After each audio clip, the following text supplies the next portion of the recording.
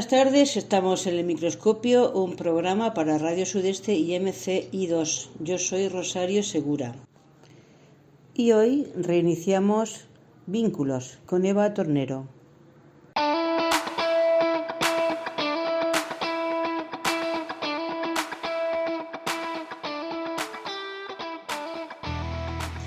Y estamos, señoras y señores, en la era de la inteligencia artificial. Recordemos que es una magnífica herramienta para los estudiantes, para hacer grandes cosas que nos pueden ayudar y colaborar con nosotros en faenas administrativas, pero existe también el miedo, quizá fundado, de que pueda suplir algunas cosas importantes al hombre. Entre ellos, ¿puede la inteligencia artificial o podría suplir a los padres en la educación? Bueno, pues para hablar de ese tema contamos hoy con la presencia de, como no podía ser de otra manera, de Eva Tornero. Ella es profesora de secundaria y miembro del Instituto de Fomento de la Familia de Murcia. Buenas tardes, Eva. Hola, ¿qué tal? ¿Cómo estáis todos? Bueno, pues ya sabes lo que he dicho al principio del encabezamiento. Eva, ¿de qué manera puede la inteligencia artificial o podría complementar la educación tradicional en casa y en la escuela? Tú que eres profesora. Sí, Rosario. Bueno, pues yo creo que la educación en la casa no la puede suplir la inteligencia artificial porque el factor emocional y afectivo es importantísimo y eso la inteligencia artificial todavía no es capaz de simularlo porque, como el propio nombre indica, lo que simula son los procesos de inteligencia humana, es decir, la inteligencia artificial adquiere información, usa reglas para aplicar esa información y para poder llegar a conclusiones. Incluso se puede autocorregir la inteligencia artificial, sí. Pero el factor humano, el trato emocional, afectivo, etcétera, pues no. Otro cantar es cómo se puede complementar la inteligencia artificial en el aprendizaje y en la educación en la escuela. Y ahí sí es una herramienta bastante poderosa y que se puede utilizar y muy bien. Bueno, Iva, ¿y cómo podemos identificar aplicaciones de inteligencia artificial que sean adecuadas para cada etapa del desarrollo de nuestros hijos? Probablemente la inteligencia artificial, los niños más pequeños o los que están en la etapa de la educación de primaria, vayan muy guiados del profesor que la use. O que use esas inteligencias artificiales, que no son todos los profesores todavía, o sea, aunque es una herramienta que puede llegar a ser muy eficaz, no todos los profesores saben todavía utilizarla, ni están capacitados para utilizarla, ni están por la labor de utilizarla, o sea, estamos viviendo una etapa de transición. Pero puede ser que fuera del colegio haya niños que tengan contacto de alguna manera con la inteligencia artificial.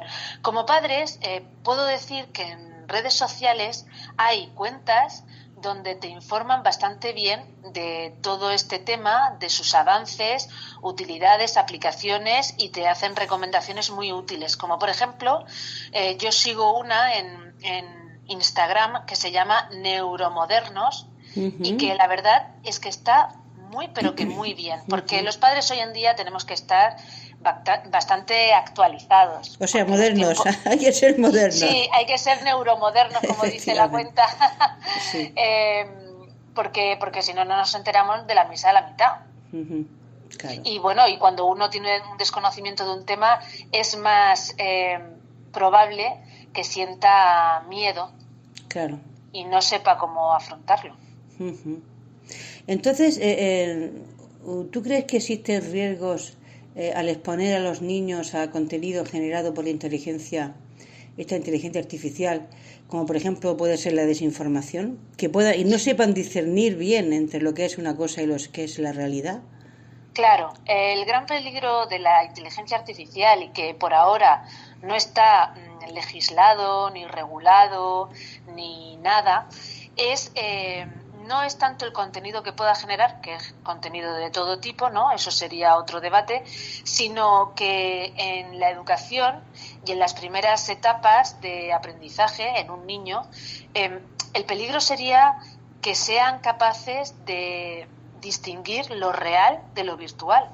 Claro. Porque hoy en día hay imágenes, hay paisajes, hay ciudades, hay personas que están hechos con inteligencia artificial y no son reales. Uh-huh. Y seríamos incapaces, el ojo humano es incapaz de distinguirlo. Uh-huh. Entonces, ahí hay un peligro, porque por esa regla de 3 no sabemos la información que se nos ofrece si es real o no. Pero uh-huh. Ese peligro lo tienen los niños y lo tenemos nosotros. Claro. Y la segunda cuestión que a mí me preocupa es que el niño no sea capaz de llevar su proceso de aprendizaje por sí solo y por sí mismo. No podemos hacer que la inteligencia artificial sustituya la inteligencia propia, que es la que se encarga de aprender, de adquirir nuestros propios conocimientos, de aplicarlos, etcétera, etcétera. Uh-huh. Si lo hace la inteligencia artificial, pues el cerebro se acostumbra y no sabrá pensar, no tendrá criterio, no tendrá un pensamiento crítico, etcétera, etcétera, etcétera. Yo a mis alumnos muchas veces les digo ahora seguramente saldrá este tema, pero muchas veces la educación ha tenido que adaptarse a esto y va cambiando en muchas cuestiones, ¿no? Y los alumnos me dicen, pues esto yo lo meto en ChatGPT y me lo hace tal, y yo les digo, sí, pero llevad mucho cuidado, porque vosotros mismos, diciendo eso, me estáis asegurando que todo lo que tú hagas es sustituible por una inteligencia artificial. Entonces, eso es preocupante, no es para presumir. Tú tienes que poner de tu parte, tienes que poner tu punto de vista, ponerle actitud al asunto, porque si lo que tú haces lo podría hacer una inteligencia artificial, pues tú eres una persona totalmente prescindible. Prescindible, exactamente, esa es la palabra. Claro, y eso es un gran, porque ahora mismo esto está incipiente, pero esto se puede desarrollar y puede crear problemas. Claro. El otro día estaba viendo que puestos de trabajo que pueden surgir y nacerán a raíz de toda esta realidad de la inteligencia artificial.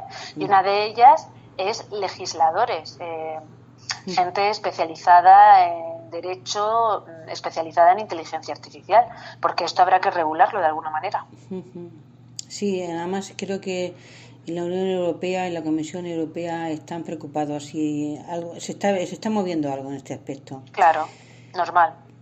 Es que ya las fake news se quedarían en mantillas, porque ya no es simplemente un montaje de una foto o un titular sensacionalista, es que puedes crear lo que tú quieras. Claro, es que todo es virtual y entonces ahí vives en Matrix totalmente. Claro, puedes hacer que una persona diga lo que tú quieras y que parezca que lo ha dicho de verdad, con su voz, con su imagen, con sus movimientos. Sí, totalmente. O crear luego falsas imágenes comprometedoras. Claro. Madre mía. Bueno, Eva, ¿y cómo puede la inteligencia artificial ayudar, vamos a ver desde el punto de vista positivo, a personalizar la educación según las necesidades y habilidades de cada niño? Pues como te decía, la inteligencia artificial es una herramienta muy poderosa en educación. De hecho, hace que seamos muchísimo más eficaces a la hora de personalizar, porque cuesta muy poco ahora hacer documentos accesibles, es decir, hay inteligencia artificial en aplicaciones como Nota, que lo que hace es transcribir audios. Pues eso para alumnos sordos pues es ideal y no supone ningún trabajo extra, sino que puede ir al mismo ritmo que el resto de los compañeros de clase.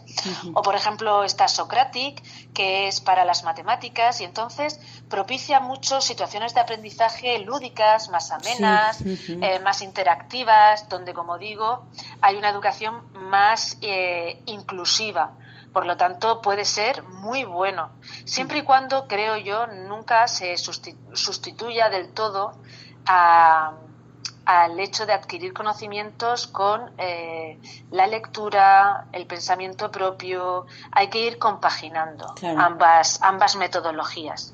Claro, es que esa es precisamente la siguiente pregunta, Eva. Sí, me estoy adelantando, Rosario. ¿Cómo podríamos fomentar precisamente ese uso que hablabas equilibrado de estas herramientas para evitar una dependencia excesiva, que no tengamos que estar siempre consultando, porque al final estaríamos con el móvil preguntándolo todo a la inteligencia artificial? Claro. Y fíjate que ya hay estudios que dicen que produce una reducción, por ejemplo, de la memoria. Como ya no tenemos necesidad de recordar, porque uno se mete en un buscador y enseguida tiene el dato que quiera, pues ya no fuerza a la memoria, ya no fuerza el cerebro para recordar, ¿no? Claro, no se ejercita, efectivamente. Claro. Entonces, pues ¿cómo podemos conseguir el equilibrio? Pues hay destrezas básicas como son la lectura, la escritura, ¿no? Que deben continuar con una metodología tradicional, porque si no es la metodología tradicional, ¿cuál es? Pues esta, la inteligencia artificial. Y entonces la ChatGPT, por ejemplo, es perfecta para generar textos, de manera que uno podría pasarse la vida sin escribir absolutamente nada. En este sentido es lo que te decía, Rosario, que el sistema educativo, los profesores, nos tenemos que ir adaptando, porque yo, por ejemplo, ya no mando redacciones para casa. Claro. De todas formas, la inteligencia artificial, lo digo porque lo he comprobado, se inventa muchas cosas. Sí, lo que no sabes se lo inventa. Claro, que mete cada pifia. Y para eso tienes que saber que la ha metido, claro. Pero es verdad que la redacción ahí, pues, claro, le meten en GPT y te hacen unas redacciones fantásticas. Claro, yo ya las redacciones las hago en clase. Claro. Me aseguro que van a escribir. Porque, bueno, lo que estabas diciendo es muy interesante, porque el chat GPT que hay ahora mismo en Internet de manera gratuita, pues está limitado y no está actualizado. Los últimos años no los contempla de información, que decir hoy en día, yo qué sé, los 3 últimos años de información en Internet, es decir, mucho. Sí, muchísimo, efectivamente. Muchísimo.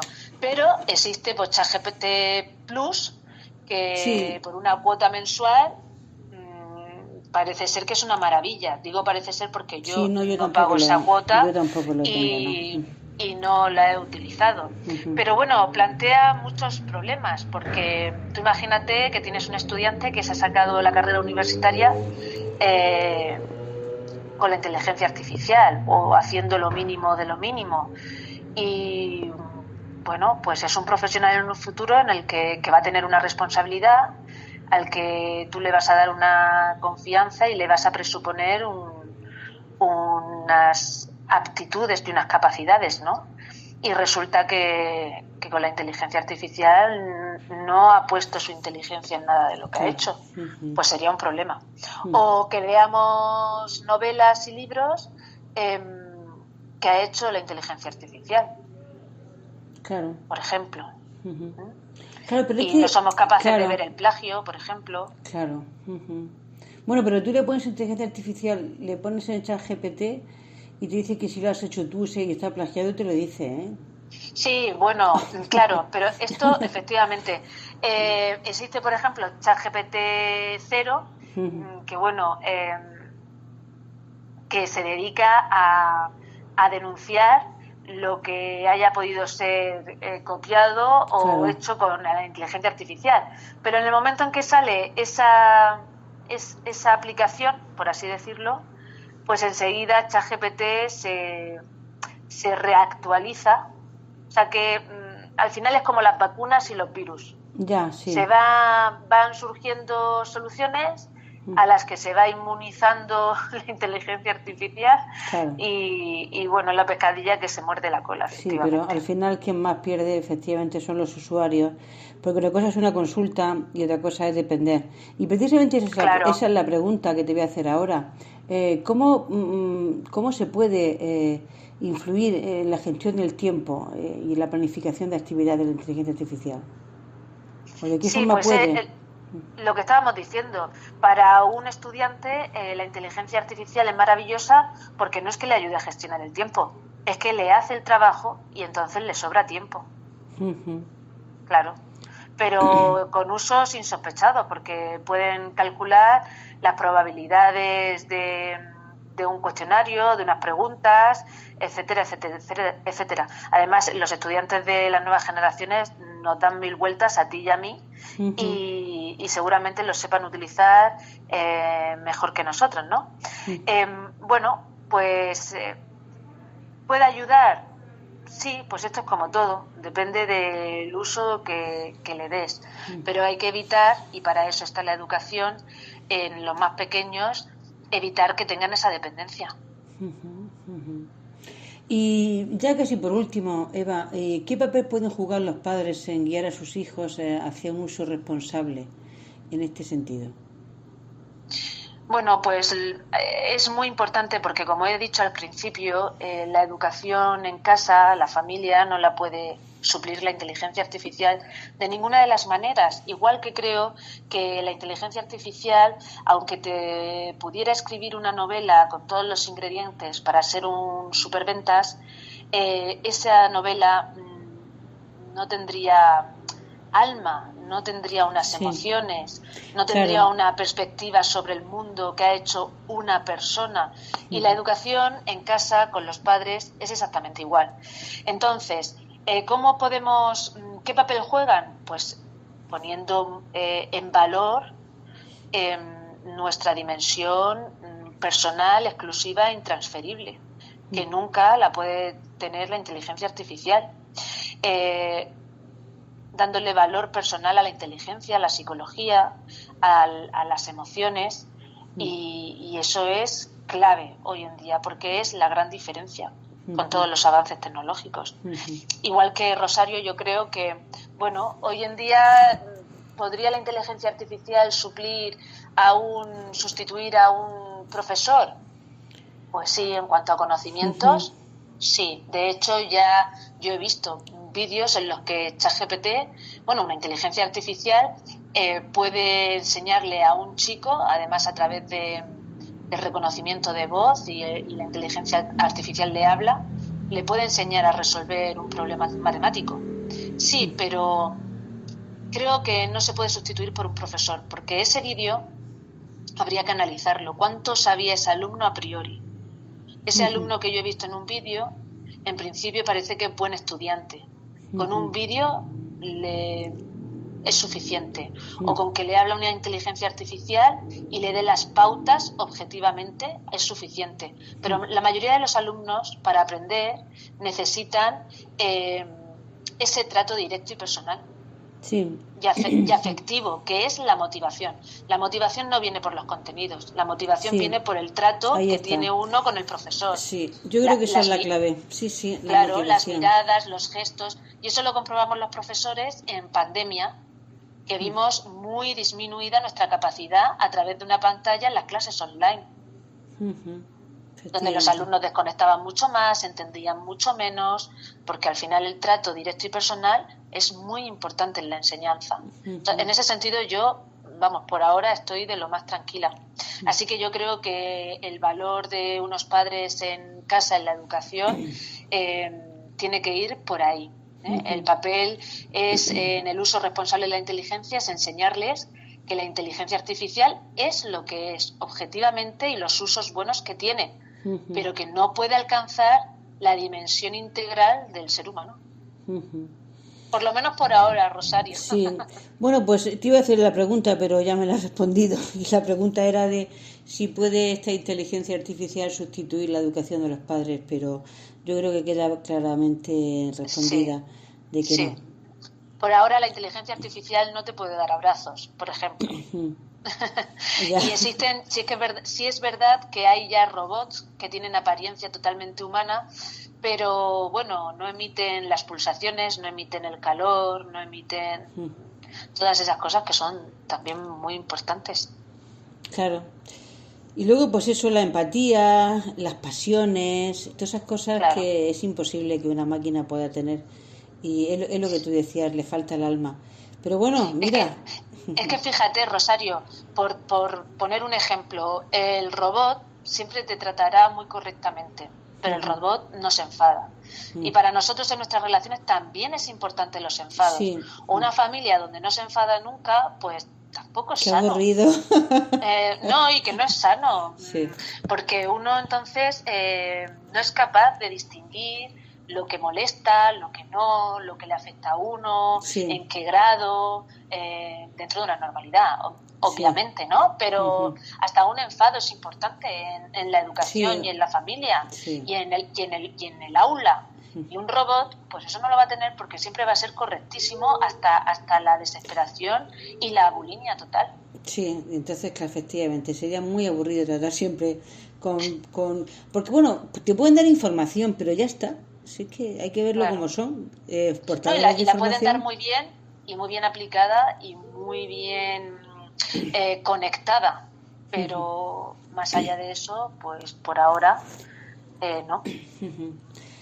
Bueno, pues hasta aquí la entrevista con la profesora Eva Tornero. Ella es profesora de secundaria y además miembro del Instituto de Fomento de la Familia de la región de Murcia. Muchísimas gracias por tus fantásticas palabras y, por supuesto, volveremos a tocar a tu puerta para que nos ilustres en cosas tan importantes como la educación. Gracias, Eva. A ti siempre por darme esta oportunidad y hasta la próxima.